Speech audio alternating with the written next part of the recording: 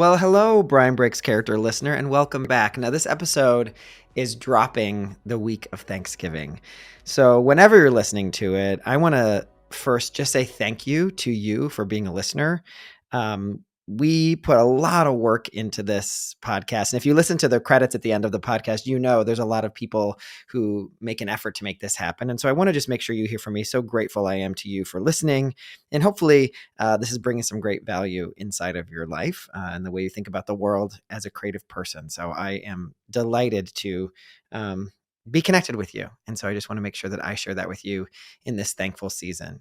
And I wanted to share this poem because I think a lot of you know that I'm a huge fan of the writer Anne Lamott. Now, you might know Anne Lamott. She wrote the book Bird by Bird, which is a book on creative writing. But I'm stealing this quote from her book, Help, Thanks, Wow, The Three Essential Prayers. And it goes like this.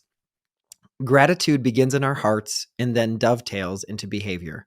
It almost always makes you willing to be of service, which is where the joy resides. It means that you are willing to stop being such a jerk. When you are aware of all that has been given to you in your lifetime in the past few days, it is hard not to be humbled and pleased to give back. So I hope that this podcast, which is not beyond a Patreon or some subscription or whatever it is one of our forms of giving back to this community that we believe so much in, because we know you put your hearts and souls on the line every time you go out there as a creative person to be seen, to attempt and also to make a living at whatever creative pursuit you have in front of you, for my actors, my photographers, my directors, my writers. And so I just want to be thankful to you. And also I love this idea that gratitude dovetails into behavior.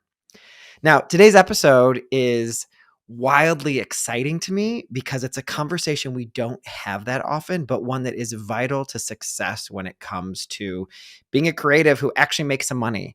And we're talking about branding. And it may feel like we're talking about branding and Thanksgiving. Here's why I think you'll be extra receptive to this. I know that most creative people can retreat from branding because branding feels like a creative prison. It feels like some way of saying, if I'm this, then I can't be anything else. And our guest today, Diane Foy, has 18 years working in the arts and is an entertainment publicist. So she brings all of that knowledge and experience to our conversation. And I think the part that you'll be most excited to hear is this isn't a short-term solution of like, come to my show or come to my gallery or come to the screening. It's not that conversation. The conversation we're having is the deep inner work around giving someone the opportunity to discover and fall in love with you and stay with you for the long term. And Diane, just so you know a little bit more about her, she has been a panelist and mentor at music and film conferences all over the world. In what she does, she calls herself a multi-passionate artist coach. And I think that's such an important thing for us to embrace, because I know, dear listener, that you like to do more than one thing. Praise be to Allah, Jesus, and Oprah that you are creative and ambitious. And what I think Diane really helps us to do is to understand that it is okay to be multi-passionate and to claim our brand. All right, let's get to it. So Diane Foy, welcome to the show. So glad to have you here. Thank you so much. This is going to be so fun. Yes. And so many people ask me about branding and PR, and it's the thing that I'm not allowed to do yet, or it's the thing that I don't deserve yet, or I don't know how much I need to know about this, or only rich people get to have this. And so that's part of why I'm here to help me dispel some myths for all the creative people who I know are listening and who are followers, and also to talk a little bit about how-tos to get started. So for you, will you start us off by like your own definition of personal branding in PR so people understand, what it is we're talking about today? Yeah. Well, so PR is public relations. It's publicity. Like there's very, very different parts of PR. Sometimes it's just publicity, but they call themselves PR, but really it's publicity. And which publicity is media relations. Got it. So public relations, media relations. It's more media relations that you would normally hire a publicist for. Okay. So that's pitching you to the press, the media. God, and when we say that, I think we used to have this old, like, the newspaper that gets delivered on the doorstep. That is not what it is at all anymore. So when we're talking about that, what should we be Right. imaging in our mind? Are we thinking of like blogs? Are we thinking of, are we also thinking of the news? Like when you're thinking of this, can you give us like the scope of what that is? Well, for artists and entertainers, it could be a podcast, it could be a printed magazine, it could be the printed newspaper, but it could also be online blogs, or a lot of the media outlets have a blog as well, or a podcast as well. It could be television, it could be radio, it could be a YouTube show. There's so many different things that media is now, and it could be all of that, Got it. but doesn't mean that you're ready for all of that. Yeah. So that's That's the so yeah. important part. So help me. So great. And that's kind of thing ties into the personal branding piece. So take us there about the people who've written themselves off and also who think I'll never be ready. Help us understand a little bit more of that, I think. I think it's why I got into the coaching side, because I've been doing publicity for 18 years, arts and entertainment. And in the beginning, it was easier to get press for. I work with a lot of actors and musicians and artists, and they'd come to me. They have a part in a movie coming up soon, or it's a musician releasing music or touring, and they didn't really have to have a lot going on. There was enough media to support it that I could get press coverage Got with it. not a lot going on. Got it. That changed over the years. And more online meant less and less printed media. Mhm. And there was less.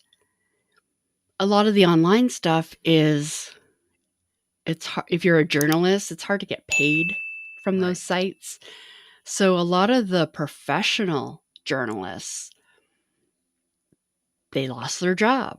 All the entertainment writers are all had to move on. And so there was less and less mainstream media. So mainstream media would be the printed newspapers, magazines, television, radio. Got it. There was less and less writers or producers to cover that. Even like, say, Entertainment Tonight Canada, it was a little easier to get, because if you had Canadian artists, they wanted to support that. But very quickly, they moved on, and now it's pretty much the same as the American Entertainment Tonight, and it's all about the big celebrities. Got it. Less and less opportunities for the artists that I worked with. Yeah, I've worked with the celebrities too, but majority I was helping up and comers get more known. And so a lot would come to me because you got a project and you don't really know how to market it. So you're like, it's usually at a loss, or a lot of times with actors, actor agents would say, go get a publicist. Uh-huh. Or you yourself goes, I guess I should hire a publicist. And these people would come to me and they didn't really have what I needed to get them press. Ah. Yeah, they had a project. They had your typical bio that's full of facts, but nothing that interesting, Got it. And I'm like, and they So didn't really have yes. social media either. So for the That's people who are important. listening, like what is the juice? For the actors who are listening, I can think of a lot of actors who've said things like, or my photographers who've thought like, well, I've got a show coming up, or I'm going to be on this TV show as a guest star, and like, I need to get press to like let people know what's happening. What are some of the things that need to be happening, like besides, because you're saying like it's become more competitive to get the kind of press that actually matters? Because part of Yeah. what I also imagine, Diane, and you can tell me if this is a myth, in my mind, it's like, you can get some lame press of some blogs that no one reads, and then who cares, and why did you work so hard to do it anyway? But if you actually want to have press that does something, it needs to have this extra juice that we're, that I can't wait to hear from you, like what that is. Can you walk me through that a little? Yeah. And that's, I'm sure we'll talk about later, but like my fans, media, and industry attraction method is that a lot of artists, they think in order to attract the fans and the media, or the industry, I need media. So that's why you're like, oh, hire a publicist. They'll get me press. Then that will build my profile. Then I'll get more fans. Then I'll get the industry attention. But it's the fans that need to come first. Got it. Got it. Which is the social media aspect or the online presence. And that is a huge challenge. So as a publicist, I would say you have to be on social media because it's a give and take. Like, because a lot of the media is online and they're pitched to actors. One actor has an interesting story where they're sharing vulnerability. They're really open and honest of what they've been through, their story, and they share it on social media and they have an engaged following and everyone's really interested in this person. Or there's the actor that doesn't have all that, has the typical bio. They might be in the same show Yeah.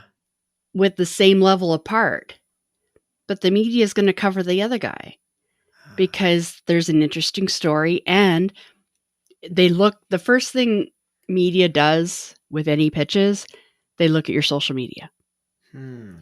If there's not a lot going on, then it's more in it for them if they pick the other thing that they're pitched that has social media, because when they make the effort of interviewing you, writing an article, producing a segment, they want you to share that with your audience.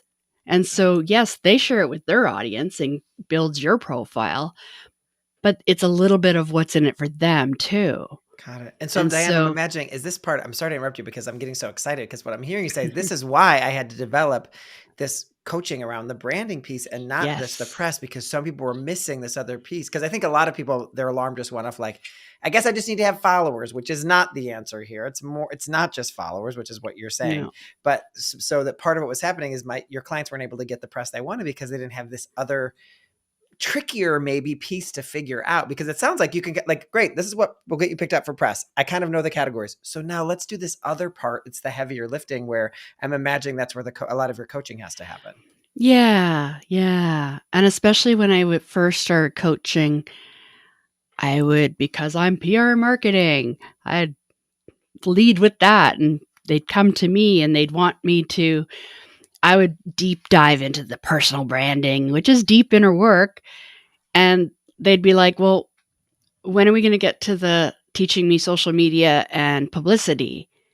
And I'm like, but you don't know what you're promoting yet, you know? And that is the problem I'm trying to solve, is the quick fix. I don't offer that, you know? And there are plenty of publicists out there or media marketing people that will take your money and make you false promises, and you'll get something, but is it worth it? Because you're not ready yet. But if you were to take the time to go through the deep inner work and have that personal branding and bring out your stories and attract an audience that's really interested in your stories and what you do, they'll support everything that you do, everything that you release, because they're a fan of you. They're invested in you. And then that's what makes the industry and media start paying attention. Yeah, what's so wild about this, I think, Diane, is that most of us think, when I book the big thing, then I will get the press. And what you're saying is, actually, right. You are the big thing you need to book. You already are it. That needs to be what's honed and clear, so that when the big thing, quote unquote, comes along, there's something that goes like, there's you first, not the thing. Because like the film is going to get its own PR. If they want the PR to be about you, then you have to have some form of a personal brand or platform people might use to make that make sense. I love that. But I think that empowers a lot of people to think, oh, wait, I can work on that piece now. I can hire someone you don't have to who wait. Works like Diane. Like, I can do this work under yourself. So walk me in a little bit to, what does a personal branding conversation look like? Because I think, especially any actors listening, are like, is this about my type and my essence, or like what actors I look like and da-da-da? Can you tiptoe us into a little bit just to give everybody a taste about that? Yeah. Yeah, there is. And also there's difference between branding and personal branding, you know, and sometimes I think most people, when you say branding, they think logo, website, Oh, sure. The colors and the font. colors, Yeah, fonts. yeah. And I'm like, I can help you with that, but it's not my area of expertise, and even in my coaching, sometimes we're like, okay, I think it's time that you go actually with a brand, like a graphic designer. Got it. But the personal branding is all about who you really are, what you're about, what you want to achieve. So, like, it starts with your vision, what it is that you want, and then why do you want it? That's kind of at the core of, and that's where I start with people, is figure out what you want and why you want it. And that way you have a destination that you're working towards. Core values, limiting beliefs. There's a lot of that. We all have them. Yeah. That's kind of holding us back from really putting ourselves out there. If you take the time to develop this stuff, when you get to the content creation and publicity, it'll be a lot easier. Because you can Google, or there's lots of resources for the how-to social media. Yeah. Or publicity is a little bit more of a mystery to people. Yeah. But the social media, I can give you a whole course on social media. But will you implement it? Will you actually know what to be posting? And you might know the how-to, but you're still probably not posting. Yeah. Because you're like, I don't know what to post. Sure, yeah. Because you have to post so often. And then also so something you say is that it has to come from a place of understanding of your why behind it. Yeah. So is there anybody that you see, like, who we might be able to use as like a model of this, or that you see out in the world, like, this is a person who I actually think their press actually really aligns with their personal branding? Is there anybody that you think of when I say that out loud that comes to mind for you, is that we might point to as a celebrity or semi-celebrity that people could think of as someone who's doing it well? Well, I think sometimes people ask me, okay, my friend actually asked me, Keanu Reeves, what's his brand? And I'm like, well, I actually don't really know much about him, but if you're the one in love with Keanu Reeves, you could probably tell me what his brand is more than me. What's he about? Why do you love him? Because the personal branding is the image other people have of you. And you have a brand whether you are in control of it or not. So what is your impression of whoever it is? That's their brand. And that's your brand, is what other people feel when they interact with you. Got it. And so it's a little bit more personal than, I don't know, whatever, how you describe it. Right. But I also, it helps to say, if you think about your favorite artist, your musician, actor, like, you probably love them for more than their talent. Totally. Think things of all the ways you love things you make up in your head too, things that aren't real probably, that you just decided because of what you think their brand is. Yes. Like, you love the way they dress. You love the way they might share some vulnerability that you can connect with, that you relate to. And the fact that they share that part of themselves makes you even more invested in them, makes you love them even more. You love, the way they express themselves and their personality, and you love all these things in addition to, you love their talent. Sometimes you might love all those things more than their talent. Yeah. Who cares why you love them, but you love them for that. And so the artists that, are all about their work, and my talent should speak for itself. I don't want to deal with social media. I don't think it's that important anyways.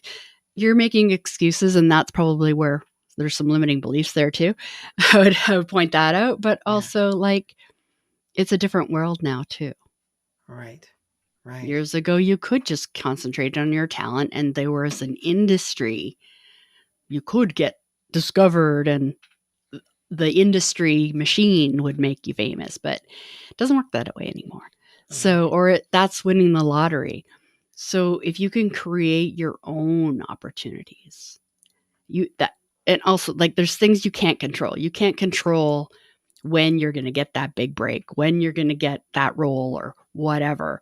And, but think about what you can control. And what you can control is your personal brand. It's what you're Yeah. putting out there, the image that you have. In And your, yeah, can I ask a question here? Because I feel like this is yes, like on my mind so hard because I think so many people be like, let's pretend I'm the diligent poster and I'm doing like what I should be doing. I put in quotes because I'm sure that's different for each person. yeah. I think that a lot of people may relate to it. Like, yeah, but how am I ever going to see a payoff? How do I know it's working? Diane, what are markers that you look for to say this is working? This is in the direction you want to go. What are some, is it how you feel when you look at it? Is it how, what is the criteria people might look for to say, hey, you're doing a good job? I think the important part is not giving up Hmm. and be taking consistent action. And social media, it's this huge machine. I get exhausted with it too. Sometimes I'm taking a break and I just, yeah, whatever. But you have to keep going. And and I think that's it, is that there's a lot of artists that say, "Well, I tried posting every day. I tried posting multiple times a day for however long. I tried interacting with others and nothing came of it." And Mm-hmm. I'm like, Yes. "But this is not something that can happen overnight. This is not something that can happen in 6 months. It might take years." Or it might be it'll happen overnight, but you have to be consistent of taking the action no matter what. And if that's why it's also important to figure out what you really want and why you want it, because there's going to be a million obstacles coming up that's going to tell you to quit, Mm-hmm. to not Yeah, I can just see bother. the actor or the artist just feeling like, well, I've been posting for 6 months. And is there any marker at all? Like, yes, people are interacting with it, or is it? Are you not even? Are you more? Just to be clear, are you more like just keep posting? End of story. You win because you posted. Don't worry about No. how much interactions are happening or anything like that. I think it's also like there has to be some balance too. Like, don't take on more than what you can stay consistent with, because if you, there are some small social media gurus out there that will tell you, like, post stories 20 times a day, post reels twice a Right. day, Yes. and I'm like, I'm sorry, I can't have that be my full-time job. Right. Yes. You know? So think about, if posting 3 times a week seems like a stretch for you, make that your goal. Got it. Great. Great. And but it's also more important to be interacting with others more so. So sometimes, like lately, I'm not posting much, but I'm still going in every day and interacting with other people, Mm-hmm. commenting on theirs. Like, that's it too. A lot of people say, well, I post all the time. I don't get any comments or interactions or engagement. And it's like, well, are you engaging with anyone? Oh, Got it. Got it. So there are places to look to say, are you engaging? Are you posting? If people are engaging back, you can take that as a sign that you're not in a what do you call it? Like a thing where no one hears you, in a vacuum. yeah. Someone's listening. Someone's Yeah. hearing you somewhere. You're not in a place where no one is hearing you. Because I think a lot of people talk about like relating to social media as a megaphone. You need to make it to a phone, not a megaphone. You're having conversation. It's not just you Yeah. screaming out into the nothingness. And part of that personal branding part is, once you figure out the deep inner work of who you are, what you want, why you want it, your values, your personality, your fashion sense, all that outward stuff and inner stuff, you also have to figure out who's most likely to appreciate all that. So you're not putting a brand on you. It's like it's just expressing who you authentically are. Mm-hmm. But then that's all great, but you also have to figure out who's most likely to appreciate that, whether that's industry or the general public fans. Right. So And that's what? another thing, would be, if there's an actor that you can kind of see you would be up for the same roles, maybe they have the career that you want in a few years, Uh-huh. or they're the big superstars. I would look at both and look more so of who's commenting on that profile, and Okay. go to their page. So whether, if you want to be Beyonce, go see who's commenting on Beyonce's stuff. Go look at them and you might start to see a trend of like, okay, it's a lot of girls or whatever. It's Right. you start to get a feel for the niche, the target audience, the ideal super fan. And also think about who you're a fan of. What Mm, is it that you love about them that makes that connection? Think about how you can connect with other people in yeah. that way. Yeah, I love what you said So about the audience because I think so many of us might think like, well, everyone loves them because they're famous. And the truth is, like, Beyonce might be a little bit of an outlier because I feel like the world can be into Beyonce, but I think you could still find a trend there's of who probably are the people that'll be people. like, eh, Yeah. But I'm also thinking like if you're like you said Benedict Cumberbatch earlier. I think you did. I don't know. Maybe I had that in a different class today. Maybe I said that. I have it on my mind right now I because haven't because I can't pronounce his name, but right. that's okay. He's the one I'm picturing a little bit. For some reason, he's the one I'm Okay. picturing, right? So you could see who's actually following this person on Instagram is different than just everyone kind of liking someone and then seeing who they are. That was so interesting to see. Like, Yeah. is there a trend in or a category around those people? And they say, oh, that's somebody I want to attract that same kind of audience. And rather than write yourself off as, yeah, well, they're famous, so the audience will never be the same. Actually, just because they're famous doesn't mean that audience might not be the same. If you're going to be that exact person, Yeah. fine. But just that style of audience, it's such a good way to identify who you're That's why trying to get also to. you also want to pick people that are, your peers. Right. But if someone in your world is just like, why do they get all the roles?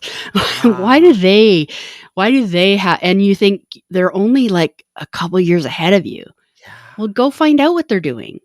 Go see what they're posting. Go see how they're interacting with people. And if that person is always getting the roles that you're up for, like go see who's interested in them.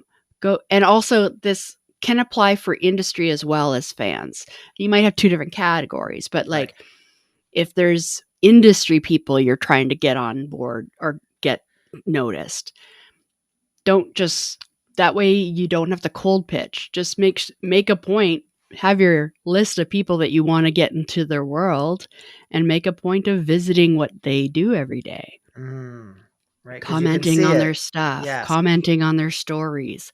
"Oh my god, I love your dog." Whatever it is, so that it's not you're always asking for something. You're not asking for anything. You're just, Right. like, interacting with their stuff, and they start to get to know your name, and then one day, Right. maybe they'll just automatically start checking you out, but then at least if you do have to pitch them, it's a little bit of at least they recognize your name. Right. You're not cold. You're not totally cold there. Yeah. Yeah.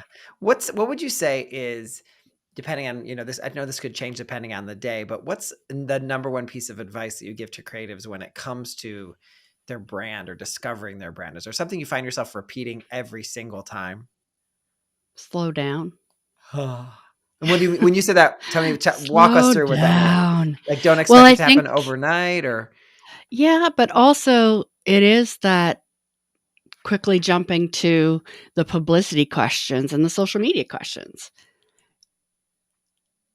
You haven't figured out your brand yet. Like that's why I think I'm really the method and we follow it in order. There's no jumping around. There is a little bit because sometimes I'll throw out some advice about social media before we get there, but you do what you can with what you know, with what you have at the time. So I'm not saying don't post on social media until you know everything to know about it. Keep doing what you can do. But the real success is going to happen when you approach social media or the media with this is who I am. It also helps build your confidence too. Because if you're unsure about really sharing who you really are and sharing vulnerable stories, that's a lot. And just jumping in of like, okay, now I got to share everything on social media. That's kind of intimidating. Or I got to share this in a media interview. That's intimidating. But if you take the time to really explore, and that's where the limiting beliefs come up and explore your story. Sometimes we forget all the experiences we've had. So yes. it is an exercise in taking the time to review your life. What are the highlights? What are the lowlights? Like, And as you go on, you forget your stories. So making a point of like really documenting when things come up of like, oh, I forgot about that. Oh, I should write a story about that. Doesn't mean that you're going to use everything, but at least start to collect your stories. And I call it like, by the time we get to social media, you have a story vault. What's an example of like what might be in someone's story vault? So like while you're kind of exploring your life, maybe put them in categories. So this is kind of a behind the scenes story. And start collecting behind the scenes story of that time you were in college and you had a small role and what happened behind the scenes, or did a teacher were they very discouraging? We all have those creativity killer stories. Yeah. And so that's a story you could share on social media or in future interviews. And you might not be using it yet, but you have it there. And so that's in your story vault. You might not have developed the story yet. Like just start to remember and write down what you remember about the story. And so when you get to the point where you're going to actually share it, then you might structure it of like, if you learn the social media tips of the hook, the insight, the call to action, that kind of thing, you can shape your stories. So, Diane, when you're talking about people having like a vault of their stories, whatever, can you give us an example of like what one of those stories might be? So I like thinking in categories. And it also helps because you have to create so much content for social media. If you think of it in terms of categories, so one might be behind the scenes, one might be just your facts about your life, another one might be your passion for what you do. And then one of those categories can be promotion. But if you think of it in categories, you're not thinking, go to my show, go to my show, go to my show. It's not all that. So you want to think in categories. So if you're thinking about taking a look at your life timeline, think about your childhood stories. What was it that first drew you to do what you do or want to do what you do? Then just like go through your life story and think about the highlights, the lowlights, the times that you had some creativity killers. Maybe there was an acting coach or a teacher that I know I have some creativity killer stories. And, those are good stories because if you share, it's sharing vulnerability. And then everyone has that experience somewhere, but maybe they're not talking about it. So by sharing that, people will be like, oh my God, I totally had an experience like that too. And so you're just looking for connections with people. Yeah. So the more you share, the more people will connect to you, and then the more they will be your super fan. Yeah. And the way I love what you said about that, Diane, is the categories makes you go like, oh, I can, instead of like my whole life, that's overwhelming. You're like, oh, let me think of my behind the scenes moments. Oh, I can think of my life in this way. Oh, there was this one in high school and in college. And when I did that commercial, like it just helps you get a little more specific without having to be like, I have nothing to post or I can't think what to talk about. Like the category helps you put some like goggles on when you're looking at your experience. Yeah. And then like by collecting these, you don't even have to shape them into a post yet.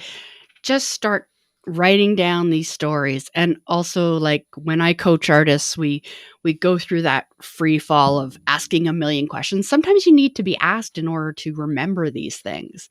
But there's those books, like I have probably a few where you flip through and it's like a random question. Yeah.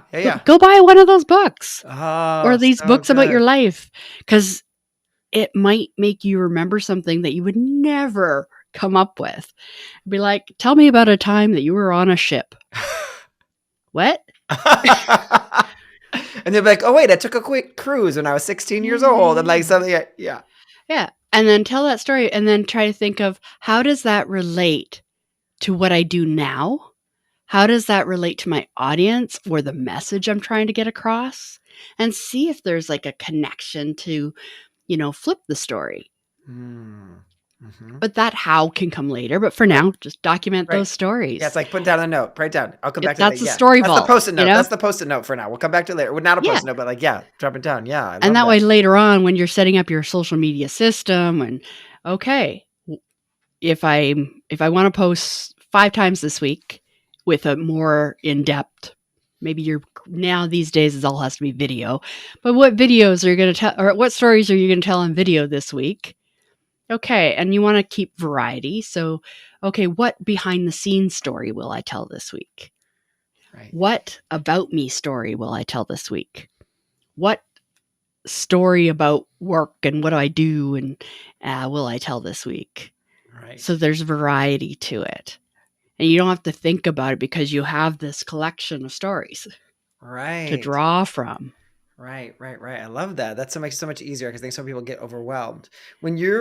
Uh when you're working with creative people and you know this, it seems like even by the breadth of our conversation being around social media and posting isn't what I think most people will think about personal branding or PR at all. They'll think that that's not where I'm going to land. I understand there's the Mm-hmm. deep dive of understanding yourself first, but this is not, we think we're landing. And now I'm going to land on CNN and I'm going to be on the nightly news and on Entertainment Tonight. Like that's where we're good. That's the place. That's the only place this is going to, that's all this Yeah. matters. That's all this matters for. And what I'm hearing you say is, there's more of like a habit or behavior that needs to be maintained in order for it to land and to make sense.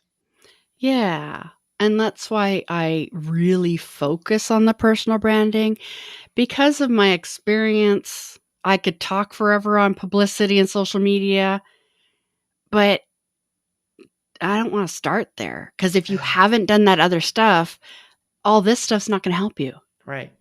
Right. And so I know that, so can you give us a little bit, Diane, into an entryway into the Ultimate Fans Media Industry Attraction Playbook, like what that is and kind of where you start so people can understand, like, where do we start? So this sounds really cool, but like, how do I even think about this for myself to get people started today believing in this? Yeah. And I think it comes of why I got into coaching in the first place is because as a publicist, I was getting frustrated that I couldn't help you, that I was an honest publicist. I wouldn't tell you what you want to hear and then do crap. I would talk people out of hiring me because it's like, realistically, you're going to spend, and it's not cheap. You're going to spend thousands of dollars on a publicist. And if you're not ready yet, there's only so much they can do. And they're still doing the work of pitching you. They're just not getting results because it's hard to pitch yet another singer-songwriter with a new song. Which is why it's so easy to waste money. Which is also why it's easy to waste money, because it's not like they're not doing the work. They're pitching. It's just not catching. Yeah. Right. And then because you're not really involved in it, you go, I've just spent thousands of dollars and I've gotten a couple little features on some blog that no one cares about. Yeah. And I always say, still care about that blog because it's a building. Again, you can't get Rolling Stone without a million of those little blogs. Okay, got it. You can't, but you what you're also saying somewhere. but don't waste all your money on just trying to chase the little blogs, because there's way better work to be done at the beginning. So well, you could chase those blogs yourself. Like that's also what I do now is that if you work with me, and so about the method is, I know you all want to end up with the publicity and you want to have the big agents and you want to have the big, opportunities. Mm-hmm. And so that's why you all jump to PR and skip the social media stuff, or even maybe you go after the social media stuff. But again, you're not going to get the results you want because you haven't figured out your brand yet. And so the reason I got it is like, yes, I can only do so much as a publicist. And I would give that advice of like, you need to get your social media, you need to do this, you need to do that. But then I realized like, they don't really know how to do that. And so with coaching, okay, I can help you. And the method is so that, yes, the social media content creation and publicity is an opportunity, and I will tell you that, but I'm not going to tell you until you do the work of the personal branding. And so the method starts with personal branding, which is your vision. What do you want? Why you Right. want it? It's figuring out your target audience, who's your ideal super fan? Mm-hmm. What parts of your story is going to connect to other people? What parts of your image? And is your image consistent? I have a fashion background, so I was a photographer and makeup artist, so I can help you with that. That's important too. That's often sometimes the first impression of someone. You see a photo. Okay, do I want to know more about that Yeah, person, or what's the does that mistake? Yeah, what's photo? the mistake you see happening most often there? Because I think most people are like, well, I post photos of me both casual and also when I'm dressed up and da, da, da, and that's not. I'm sure it's not as rudimentary as that. What's the bigger Well, I issue there? think is all the photos you're posting and if I catch you at the grocery store, is what I'm going to see consistent with who you are publicly? And do we want it to be the same thing? Because I can't tell when you're asking this. Well, I'm like, I don't want you seeing at my grocery store, but sometimes I'm coming from the gym, right? but especially if you're talking performers who want to be famous, Sure. or they want to have a successful, like, thriving career. Maybe Yeah. they're not as famous, but they want to have, fans that Right. care about what they do. Then the image does have to be consistent. Hmm. But that could also be like, you catch me at the grocery store, I don't look like this, and I don't even care anymore. But that's okay. That could be that's part of my brand. You'll see Right. me Sure. sometimes like that. No worries, right? But if your image is not really who you are off stage, then that might be a disconnect. Yeah, I mean, I feel like we see these people because we're like every photo looks like it's photoshopped and it's too perfect, and I'm like, at least for me, that's not attractive to me. Like I'm not leaning in to look at that. Yeah. I don't care I don't care about anything about this because you don't look real to me at all. Is that a Yeah. trend that you see as well? That like being able to be real, not necessarily looking bad, but I'm saying like that being real is what's going to garner the right kind of attention that you're talking about. Yeah. Okay. Yeah. You have to, and people connect with that more. It makes you more human, that if they can, kind of see who you really are. So that's takes time to get comfortable to be that way, which for a lot of people. So that's again why the personal branding stuff is that deep inner work of like dealing with your confidence and building it up. And so getting clear on your stories and so that by the time you get to social media or publicity, I want you to be like so confident Hmm. and this is who I am. This is what I'm passionate about. This is why I do what I do. I might not be for everyone, but the people who get me are going to get me. And that's what Hmm. you want. And you got to be okay with that too, which also that you need to build up that confidence. So that's again why personal branding is so important. And just keep in mind that I know I try not to use a lot of marketing terms for Well, artists we because I'm have an artist to. too. But Diane, I will just say, I Right, talk about have that too, to. but like we got to use it sometimes so we can Yeah. understand. Do you know what I mean? You got to, but you said there's an important distinction to make too between personal branding and brand, which I thought was so important, which you said earlier, right? Right. Yeah. Because, yeah, there's, a lot of times there are brand coaches out there. And I've had to even ask them, like, what do you do? Do you do what I do? Hmm. And I've had that conversation. And then I learned that no, they don't do what I do. They're more about design. And Right. so by just saying I coach on branding, that you have to figure out what it is that Yeah. they mean. Yeah. And I think because I come from personal branding, I know that deeper meaning, but like I think the general public, when you think branding, you do think of design. Yeah. I'm like, what So it's color only is that? me Yeah. that Yeah. goes, Yeah. what is it? What's the shampoo container look like? And what's the yeah, Yeah. that's what you think of brand. When you're saying personal And brand, that's it's so much important more. too. Sure. But you get there through figuring out what colors say what you want to say. Right. And that express your personality, that looks good on you too, especially when it's personal branding. It's different when it's a big company. I'm not your person for Right. that. Yeah. Yeah. Right. And if for anyone listening who obviously I want to make sure that they know about your playbook and how to learn about that, where can they learn more about that? What's the best way to do that? So dianefoy.com/freebie Yay. or ebook.dianefoy.com. And that you sign up, you get the free playbook that will walk you through it. So it gives you that the 3 phases are personal branding, content creation, publicity, but it also tells you what all that means. Got it. Right. Like, And so, what right. are the steps within personal branding? So you'll really get clear of, vision, purpose, my target audience. You really get through that. And then when it comes to content creation, what does that mean? Got it. Do your own publicity. Well, what does that mean?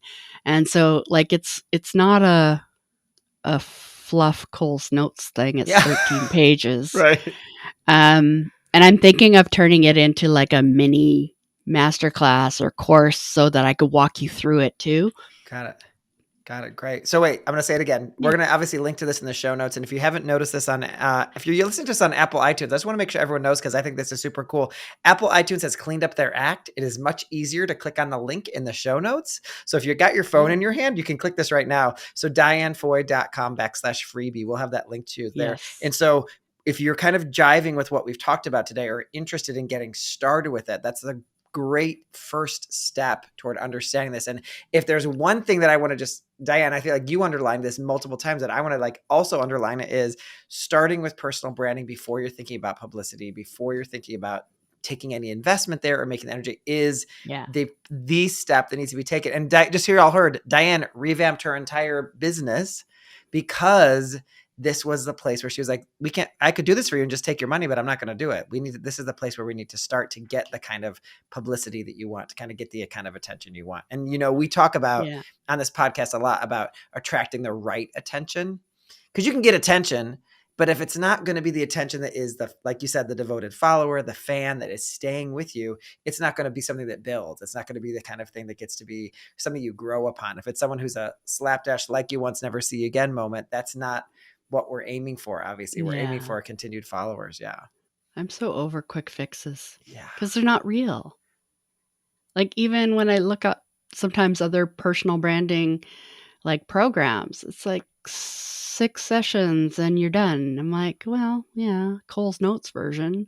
That's why I'm like, I want a deep dive. I want to be with you for the long haul. I will walk you through step by step if you're prepared to slow down, take your time. Let's really dig deep, go step by step through the method. Then I'll teach you everything I know about publicity and how to do your own publicity. It's almost like the publicity parts, we're done. We got it. Like, this is the hard part. This part, or the heavier lifting, and then we get to do it. I love that attitude about it. And also, you can hire someone if you want and don't want to deal with it, but at least then you'll be ready. Yeah. And I love what you're saying, Diane, because I think a lot of people are already daunted by social media at all. I hear Kitty Cat. I think we have a third guest we have a second guest on the pod today. Who's that? I closed the door to kick out the 2 cats that always interrupt and that start climbing up here. Yeah. But the problem is the third cat is here and now they're all meowing. What's their name? I need to know. Well, there's Prince. He's very, very handsome. Of course. That's his claim to fame, is he's very handsome. He's like a Maine Coon mix. Yeah. And then there's Zoe, my little tuxedo girl. And then the one that was left in here going, why'd you separate me from my friends? Is Onyx. And he's like a bonus kitty. He's a foster fail. Oh, that's he's sweet. Sweet. So when you get Diane, you also get all this help. I love it. It's so sweet. But I wanted to just say that I think that so many people are daunted by social media, and what this is giving you is 2 things. One, here's a way to relate to social media differently, and actually a plan to do it, because now that we have our personal branding cleared up, we've got that. And most people are doing what you said, like, yeah, I got it up to post 3 times a week for 3 weeks and then I backed off because I couldn't do it anymore. Like that there's like a rhythm to it and a cadence to it that then you can commit to. This is just enough of a stretch, but it is rooted in something beyond just let me just post. It's rooted in something that is it has a purpose behind it, which I think everybody who's listening can relate to. Like a purpose is going to be something you can be more consistent with. Even that phase 2, I've changed the name of it now. Yeah. Because even I'm like, social media. I can't with it. And so I changed it to purpose-driven content because I don't want to be the social media guru. There's plenty of them out there. And it also has become a thing so big that in order to be that social media guru, that's all they do, right? They're all about social media. That's all they do. And I have too many interests to do that. Right. So I want to really focus on purpose-driven content, then go hire them or take their courses to learn the ins and outs of how to and to keep up with the new change that happened today or yesterday. And for me, let's really figure out your purpose-driven content, your stories, your story vault. Yeah. Get you started on the posting and interacting and knowing why you're posting things and why you're going to comment on other people's stuff. And that's more what I offer. And then the social media how-to. That's all out there. Yeah. And I think what I love about this is it's very high level in terms of deep diving to give it a purpose to it, and then high level in terms of how you're putting it into practice. So Diane, for the people who are listening who are like, maybe Diane's for me, tell us a little bit more about what kind of artists and creatives you work with so people can really get that. So when I was a publicist, I mostly did music industry and film and actors. So really musicians and actors was majority of my experience. I've worked with other artists as well. And then when I came to coaching, I thought all artists, because I'm not a performer. I'm more of a visual artist. But it's those performers that I was always so passionate about. But now I'm just embracing that I'm multi-passionate. When I was focusing on working with musicians and actors, my favorite clients were multi-passionate. So it's the actor who also wants to write and produce their own stuff, or the singer-songwriter who's also an animator, filmmaker, or yoga instructor, or photographer, or whatever creative avenue you are passionate about. I'm the one that's going to say, yes, let's figure out how to do it all, or how to create a life where you get to embrace your passions and what to focus on when. And so you don't have to just be like, pick one thing, focus on it. Right. So that's what gets me excited. If you're an actor, but you also do other things. Yes. You want to really take control of your acting career and create your own projects, or work with other people to help create your own projects. Great. That's great. Good. Well, it has been a joy to have you here, Diane. You really blew my mind a lot to think about personal branding in a different way, and social media, even though we know that's the second stage. I also wanted to say, it really did change. Don't come to me if they just want to skip to social media. I love over it. Right. Because what I'm taking from that is don't bother. It's not going to be helpful until you do this piece anyway. Yeah. And that's why waste your time? So but that's why with the thing, I will teach you the publicity and stuff if you go through the personal branding with me, because then I'm invested in you.